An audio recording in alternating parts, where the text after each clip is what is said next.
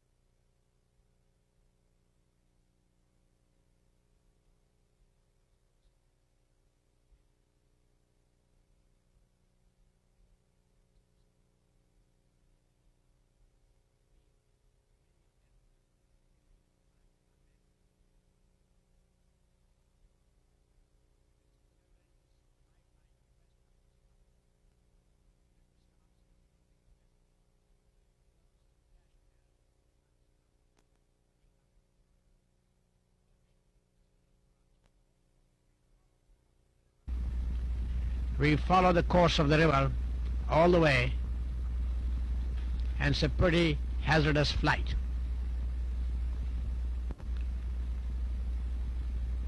In the distance is Nagar Parbat, a world-famous mountain which was climbed by the Germans in 1954. We're getting Gilgit, our destination. You see these small villages tucked in the mountains all the way. The life is pretty hard for these people. Gilgit Airport is a very small one with a river on one side and mountains on the others. And these aeroplanes just manage to get in and get out. Sometimes these aeroplanes can't even get in, and the arrival of the aeroplanes is always an occasion for celebrations. The local dignitaries, friends, relatives, they all come and receive the passengers who have arrived, and there is a bit of a ceremony. Generally, the guard turns out and is received by the dignitary. And many other local officials who have come to meet the party. It's a great sight to watch the aeroplane arriving and leaving. The expedition moves to the house of the resident, what you may call the governor of the area. He has a beautiful house with a lot of fruits and flowers at this time of the year. He is a gentleman in the middle with a white shirt, surrounded by members of the expedition. On his left is George Band, who's one of the finest mountaineers, and on the extreme left with the camera is Dr. Tisa, the leader of the expedition. We were entertained by him, and as a matter of fact, we stayed there at his house. The flowers at this time of the year are in full blossom, and it's extremely picturesque sight around the governor's house. Gilgit Bazaar is world famous. It is a famous caravan route to Kashgar, Central Asia. Now, of course, no longer available to the free world because it's behind the Iron Curtain in Red China. But the bazaar is still full of people, tribes, and men from many parts of Central Asia. The expedition starts from here on its way to Baltit. This is the Gilgit River, and the bridge is just wide enough for a jeep to go across it. And the road from there onward is part of the way, dry riverbed. From here the road goes up into the hills, and most of this road is made by hand. There's no machinery available, and when there's a big rock like this, they go underneath it, as you notice. The road follows the Hunza River. There's a mountain on one side and the deep, fast-flowing river on the other side. But these drivers are pretty good in driving over such hazardous roads. And in many places there's a danger of falling rocks.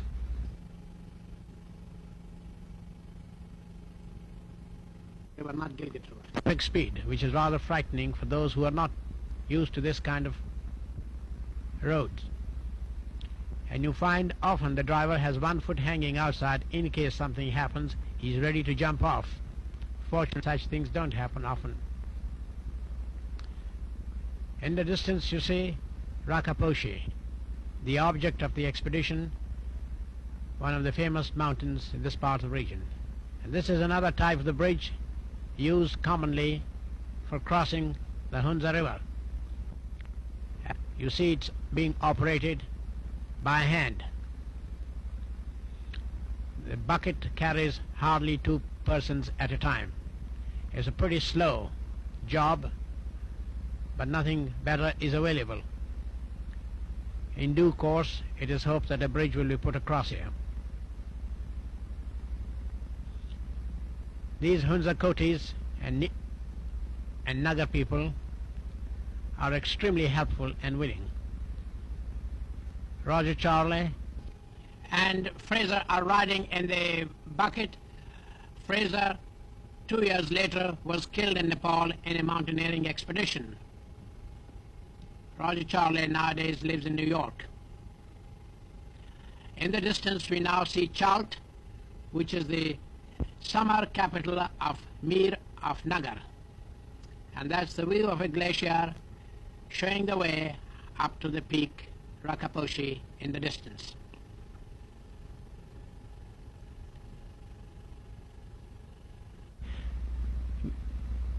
This is another type of bridge crossing from Nagar state to Hunza. The Mir of Hunza sent us horses and a party to receive us and escort us to Baltit, the capital of Hunza. The beginning of the road is what you see, and what a rugged road too. When there's a storm or a landslide, the road disappears right down into the river, which you see in the distance. And many people prefer to walk instead of riding a horse, and I don't blame them either, for the hazardous ride you may have to face unless you are used to it. The local people don't mind, they're quite good at it. They will even gallop on this kind of road, but the members of the expedition were rather frightened and they preferred to walk, and so you see the horse being led by the man who brought it.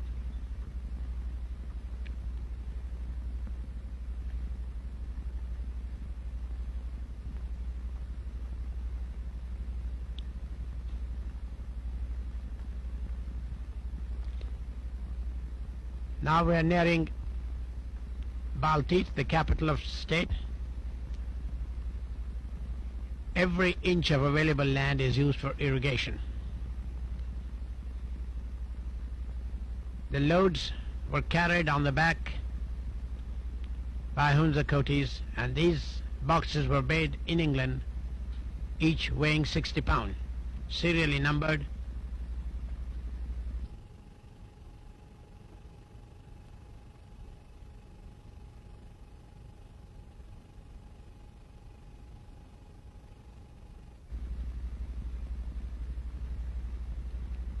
These men would do about 10-15 miles a day very happily.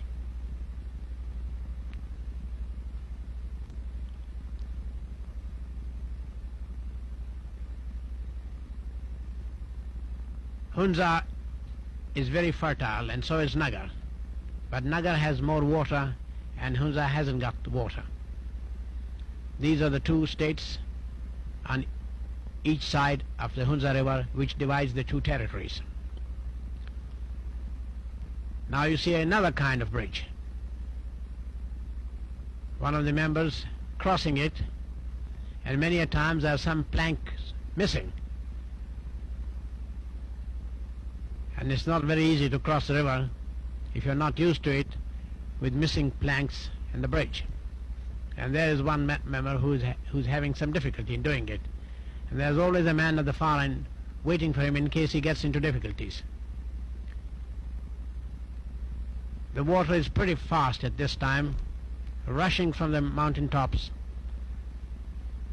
The local people are so used to it that they can walk almost with their eyes shut. In the distance is the Golden Peak, still not climbed by man, and it's over 24,000 feet high. It's called Golden Peak because the sun, when it shines against it, gives it a golden effect. The expedition is now arriving at Nagar, the capital of Nagar state, where we were invited by the Mir to be his guest and to attend the harvest festival, which is called Ginani. This is held every year to celebrate the harvest festival. It is like Thanksgiving in United States. They must get their crops through, collect the fruit, cut the grass, store up for the winter. They have a long winter when the whole country is covered with deep snow, and they don't go down into the plains but stay in their homes, shut in with their animal and cattle. The arrival of the party was always a great event in the village. All the boys and girls and the elders will come and meet the party. School will close and the local band will play music.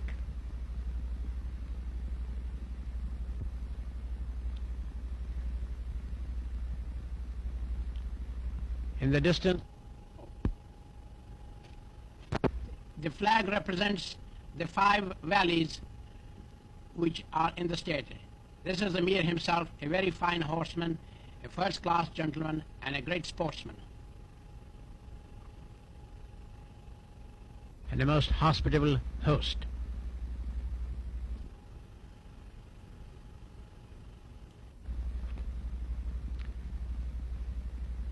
The villagers are busy drying fruit. The country is, this time of the year, has tremendous amount of fruit, which is dried in the summer for use in the winter. They grow barley, rice, wheat, corn, all done by hand. No machinery available, and not much use for it either because the holdings are very small.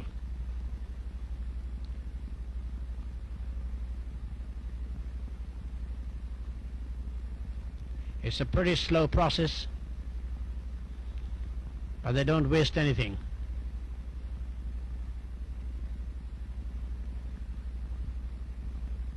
This is the way land has been farmed for thousands and thousands and thousands of years from the dawn of history. And you see this in most parts of the world. There's not much difference whether you see it here or in Japan or in parts of China or many other countries around the globe. The cattle is rather small. It's understandable. There's not much to graze. They're pretty hard worked.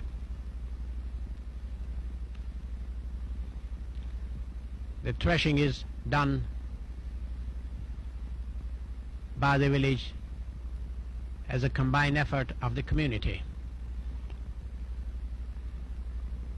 because it's not easy for one man to do it. So they all muck in and help one another.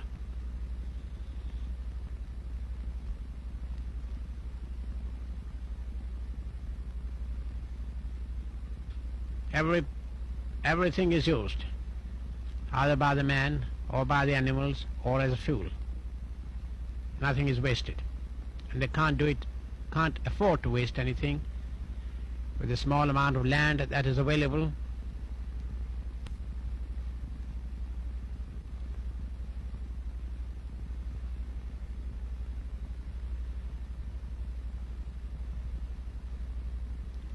Nagar is self-sufficient in food. In fact, they have a little bit of surplus which they sell across the river to people in Hunza who do not grow enough food for themselves and have to rely on supplies from Nagar. There's tremendous amount of fruit grown in this area, apples, apricots, plums, grapes, figs, almonds, walnuts, cherries. And if you get hungry, you just stop, shake the tree, and have a good meal and walk off. No one will charge you, and everyone is welcome to an orchard to help himself when he's hungry. This is the way it's been done.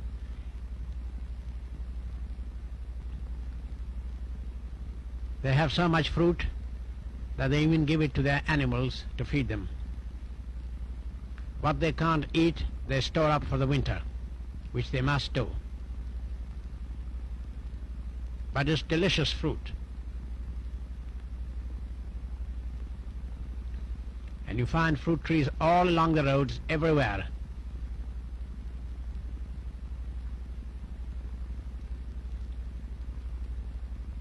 Nagar is much more fertile than Hunza because they get more water. All the glaciers are on the side in Nagar and not in Hunza, which is dry.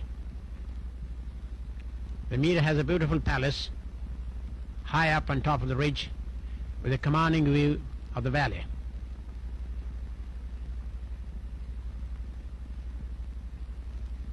They don't have any professional fruit pickers. All that you do is make one or two boys to climb the tree and shake it hard, and the rest are busy collecting it. While they're collecting, they're also helping themselves, eating it, so that Mama won't have to cook anything. The fruit drying is a peculiar process. They take the stone out and put the fruit in the hot sun to dry, which can be packed up later. But they do something else too. They take the stone, break it, and take the kernel out and put it back in the fruit so that you can swallow the fruit without any difficulty, any danger of swallowing the stone.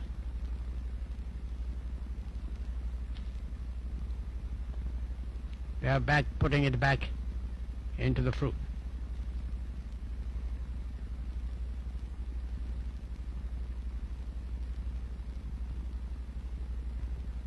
Apricots mostly, but delicious.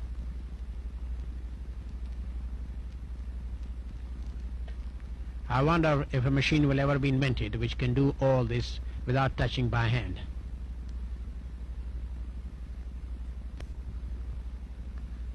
This will get the juice out.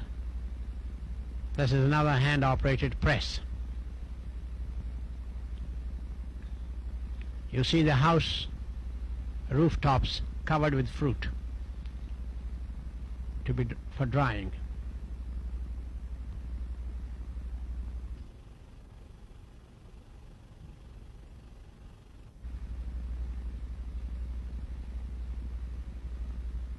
The village workshop is pretty mobile. The man will come and put it down outside the village, operate for a day or two, and then move elsewhere where there's work for him.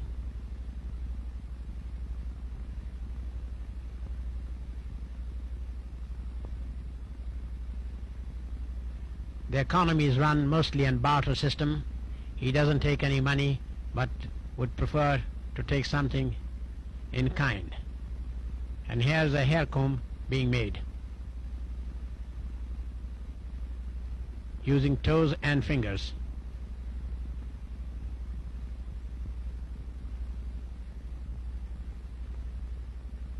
Man in the distance is making a bow. Archery is very popular in this part of the world, and you see little boy and grown-up men all the time walking about with bows and arrows.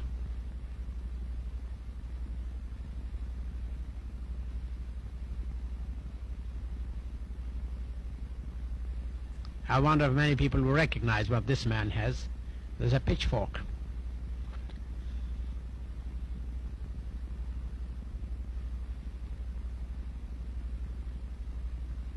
And no operation is complete without a smithy. The bellows are made of goat skin.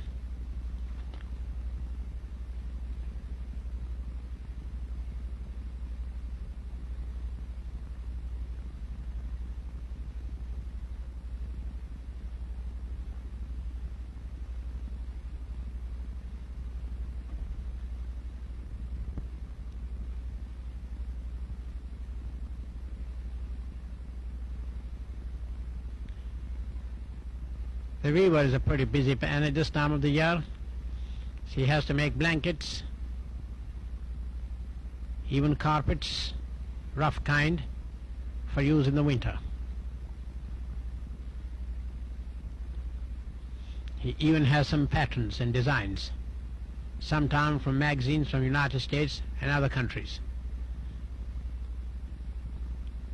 And they don't make a bad job of it either.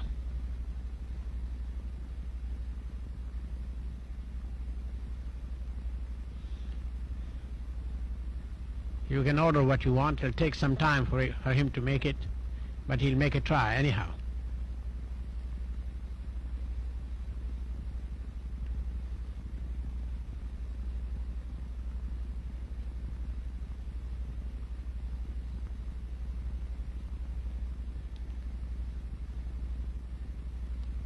There's a lot of wool available, as they have plenty of sheep, goat, yaks in this part of the world.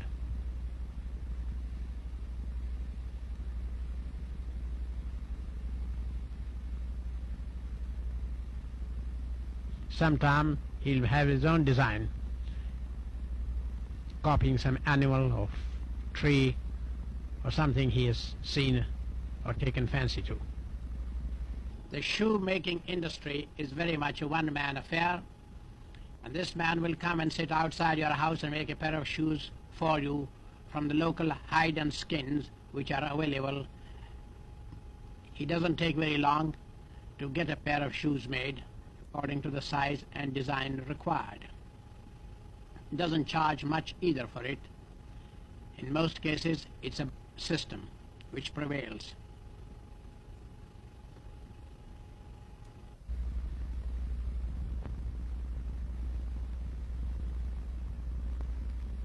There's a fine pair of shoes available.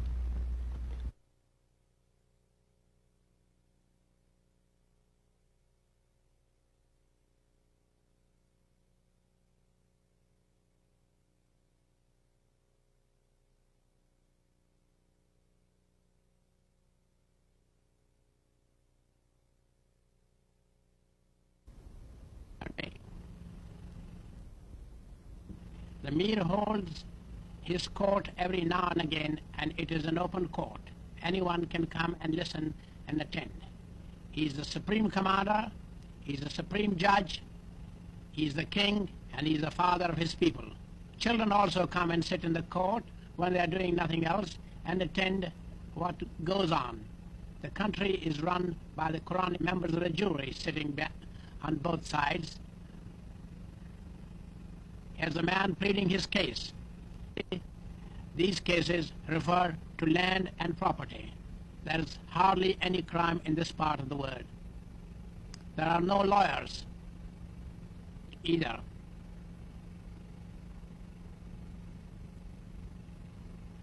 The justice is swift and immediate. The members of the jury give their opinion. The man with the white beard is the Prime Minister, and you see him later on also taking part in many activities. Some litigants are very vocal. This is one of them.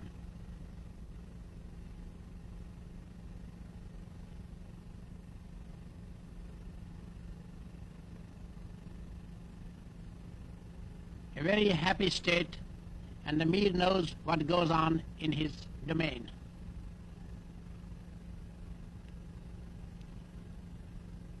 Incidentally, in this court, there is no Fifth Amendment either.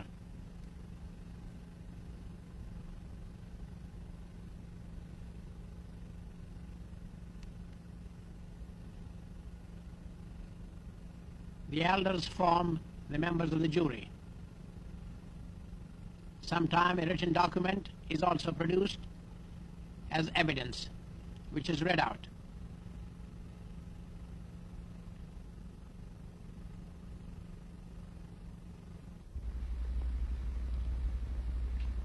There's a tremendous enthusiasm for schools in this area. More and new schools are opened every day. There are no buildings for it in many cases, and the school is held in an open space.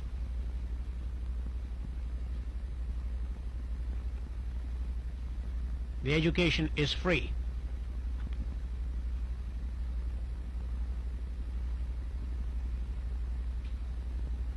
There's one teacher for all, so he just divides them into different grades and different groups.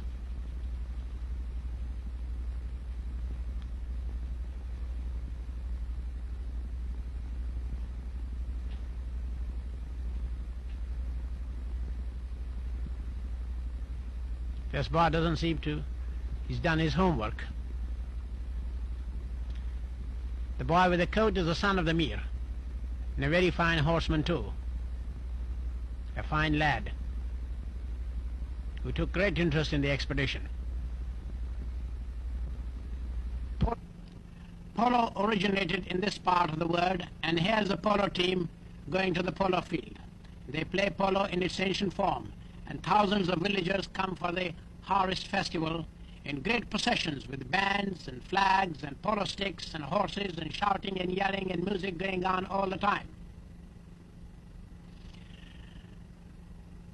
Every village has a polo team, and the band, of course, is always in attendance at all these functions. And as usual, children standing behind watching the fun. They wear fancy clothes too for the occasion. The Mir is the host for everyone. He feeds them for these two days, and the food is centrally cooked. A yak is slaughtered every day, and everybody is Mir's guest for these days.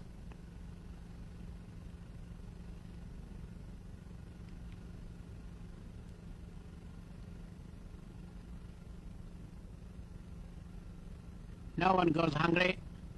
There's plenty for everyone. And the Prime Minister supervises the distribution of food. The girls watch the fun from the top of the ridge, and they get a wonderful commanding view. The polo match is in full swing. The main street of the village is converted into a polo field, and it's free for all. If you miss the ball, you can hit the pony, and you miss the pony, you can hit the riders. And for our sake, the score was put in English on a blackboard, which was taken from the school. You can even pick up the ball and run with it, but there's a danger of receiving some polo hits on the head.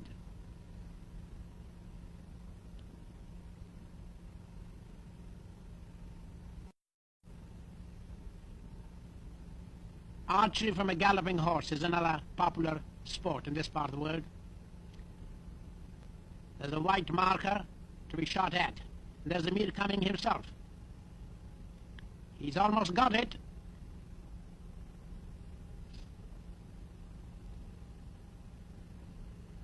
The Prime Minister now has a turn at it.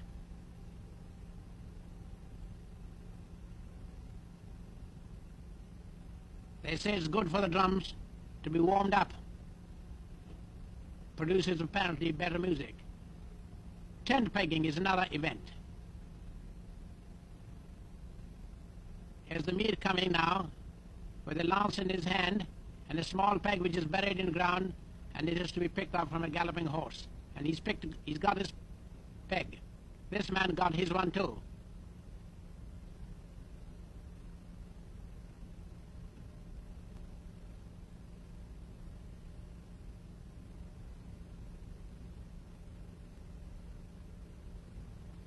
Different types of drums, you see. And now the inevitable dancing. You will notice that the dancers are all men, and different dances will be performed by different people. And the Prime Minister again taking part in one of them, wearing a rather handsome coat.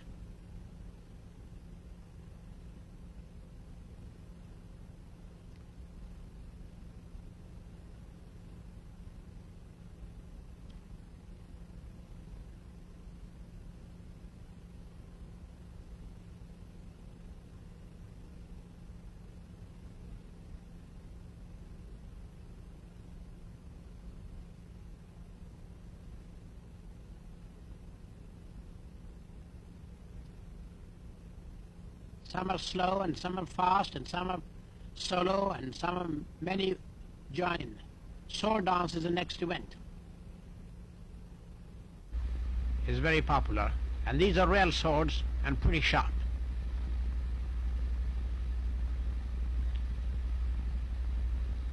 But these men are expert at handling these.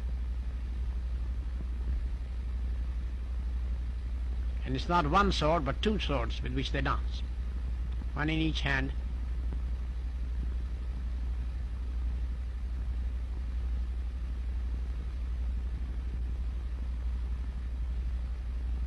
The children love these shows. The schools are closed.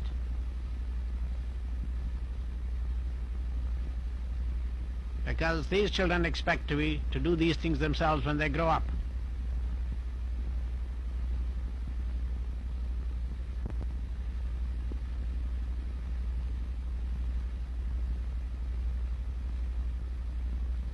Here's our friend, the Prime Minister again. He's pretty old, but he doesn't know how old he is. But he's in fine state of health.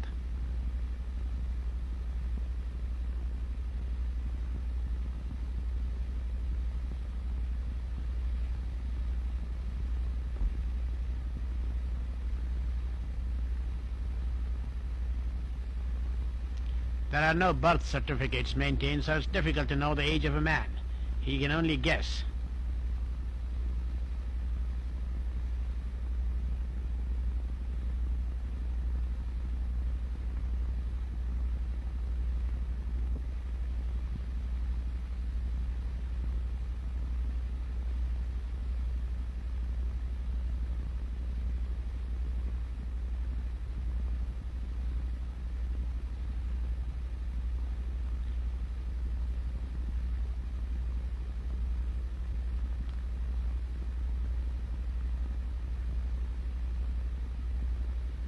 It's a pretty rugged country, but you see terraced fields all over the place.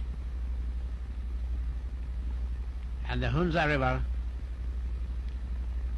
cutting through on the way to join the Gilgit River near Gilgit. This is the most common type of bridge, made of rope. And the rope is made from branches of trees intertwined. Consists of three parts, one on which you walk and one on either side for the hands to hold. And it can take hardly 2 men at a time. We asked them how often they renew the bridge, and the answer was when it breaks.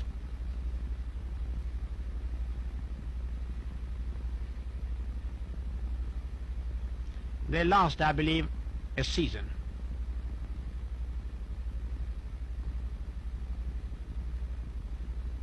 It's not very easy to walk across this type of bridge.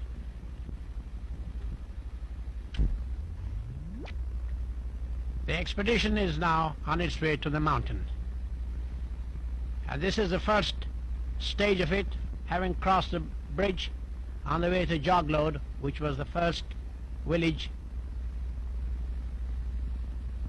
We had about 60 coolies, but we are going higher and higher now, crossing these streams on the way with cold, icy cold, rushing water.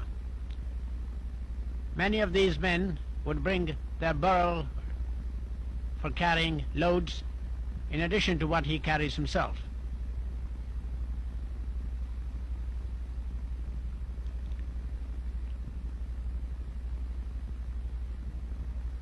We were going higher and higher now.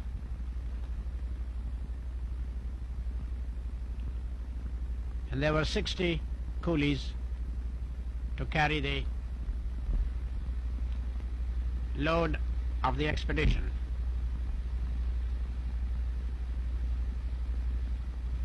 Wildflowers were in full blossom at this time of the year.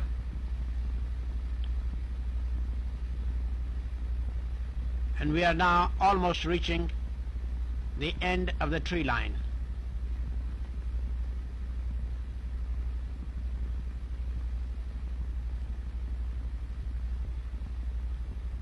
having climbed about 10,000 feet.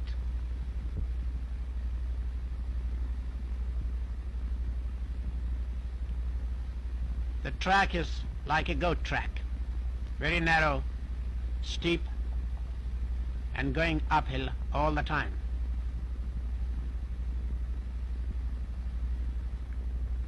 We have passed Jaglot village, which is the last big village, and now entering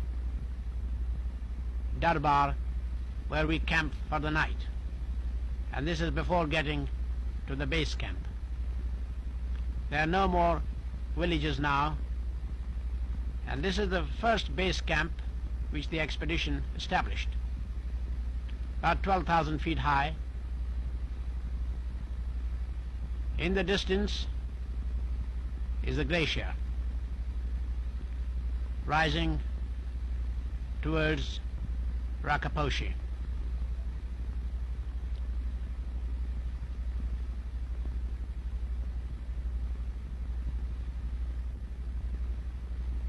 We were fortunate to find a plateau like this with a stream running through, where the tents were pitched and the baggage was sorted out.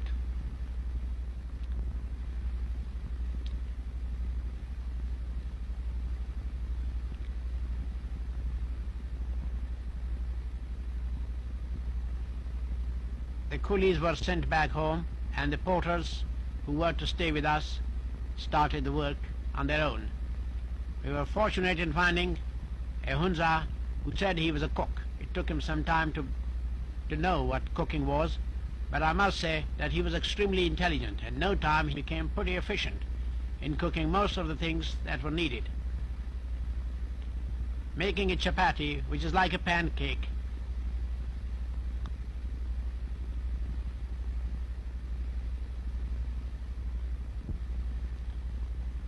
there were 6 porters. 2 of them had been with the German expedition before and knew something about high altitude. The rest came for the first time, but it wasn't very difficult for them to get climatized and climb Kanchenjunga. We decided to change the base camp and make a different approach. And so we shifted to another place, and this is the second base camp, which was 14,000 feet high.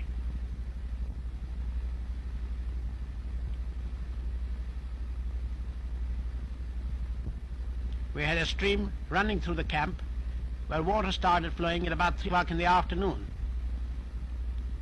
When you are on a mountain, there's hardly any privacy between the members.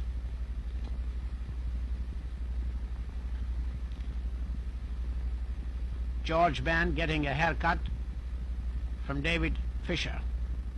Incidentally, he's one of the finest climbers in the world, having climbed Everest, Kanchenjunga, and many other peaks.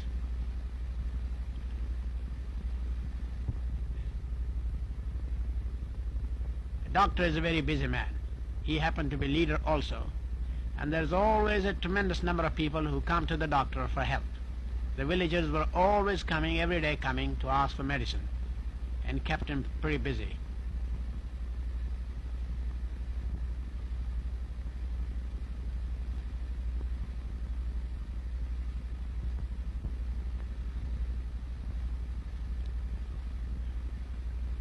Having established base camp, we moved to Camp 1, which was 15,000 feet high. The mountains in this part of the world are quite different from anywhere else. They rise steep.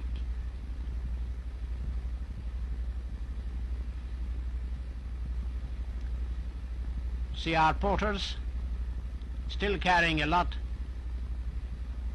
of baggage to Camp 1.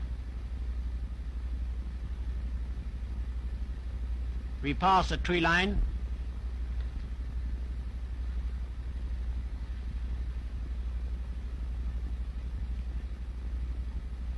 We kept a few coolies to help us to Camp 1, which wasn't very far.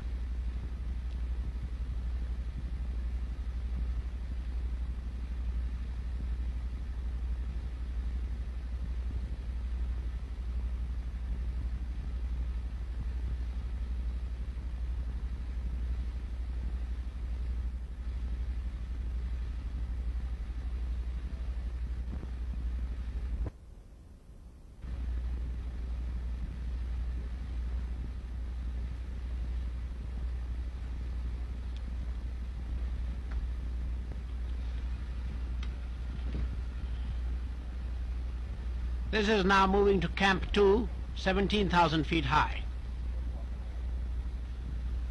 A rope had to be fixed to make it easier,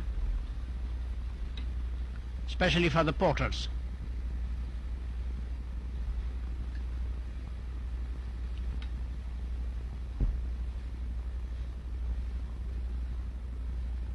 This was at the end of a gully, and there was always rocks coming down, which made it rather dangerous.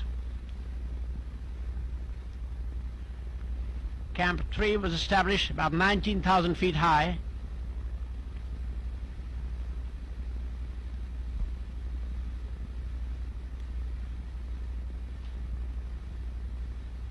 The snow was deep,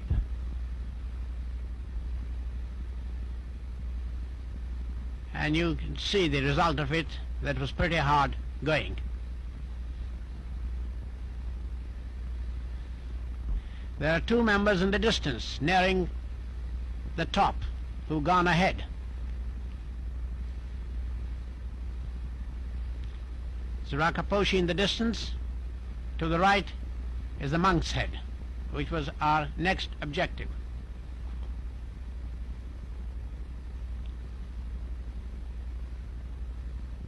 There wasn't much room for camps on them at this place, but we were able to flatten out a piece of ground and make a dump of stores.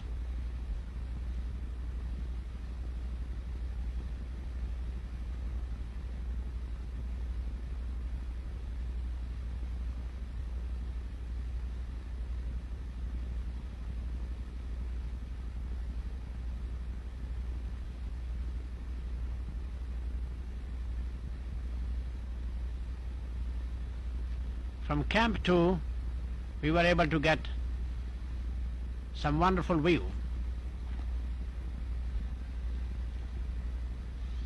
As moving from Camp 3 to Camp 4, which was about 19,000 feet, and going around a cornice. This is where the expedition met its first misfortune. Wrangham and one other porter, as they were going over a cornice, having gone there before, the day before, they met a disaster. The cornice broke and Wrangham fell down about 60 feet, and he had to be retrieved later on with the help of the others when they arrived. But this put him and the porter out of action. They had to be evacuated all the way back to the base camp.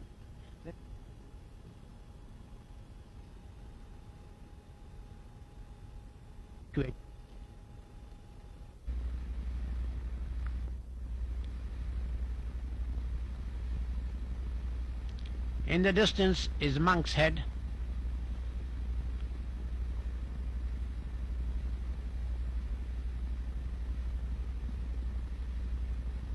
We're trying to get there to establish Camp 4 and 5. By this time, the members are getting tired and weary. For the hard going and strenuous work involved.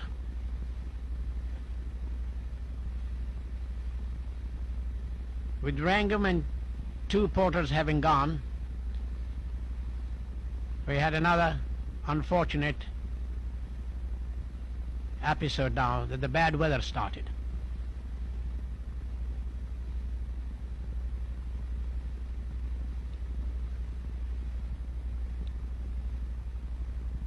And it lasted several days, which forced us to abandon the peak and come back. But the expedition achieved one thing, that they climbed highest than any other expedition before and found a route which is possible to get to Rakaposhi, and there is a mountain still unclimbed. There is one thing which is outstanding about Rakaposhi, that it is a gentleman mountain. It has never taken life of the climber that have attempted to climb it.